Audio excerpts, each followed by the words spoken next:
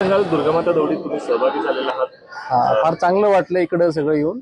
आणि एक प्रकार से देखें तो इतना अच्छा लगा कि साजिद जी ने इसमें सारे कार्यक्रम की तैयारी की थी और नवरात्रि में काम हो रहा है, तो एक हमारे भारत की संस्कृति देखने को मिल रही है कि सभी लोग एक साथ हैं। और मैं शुक्रिया अदा करना चाहूंगा यहाँ सभी व्यक्तियों का, खासकर साजिद जी का, जिन्होंने ये प्रयास उठाया। और बड़ा अच्छा लगा, मुझे आए हुए 10 दिन हुए, इतना अच्छा माहौल देख के बड़ी खुशी हुई। दुर्गामाता दौडीत सहभागी झाला होता? नाही, याच्या आधी मी कधीच झालो नाही, पहिल्यांदाच। कसं वाटलं एकंदरीत वातावरण? नाही, फार एकदम चांगलं वाटलं। नमस्कार, मी दरवर्षी जो 2017-18 पासून दुर्गामाता दौडचं स्वागत करतोय मुस्लिम समाजातर्फे आणि आमच्या जंगू फॅमिली तर्फे आणि आमचे मित्रमंडळी सगळे, आमचे गल्लीचे सगळे आहेत।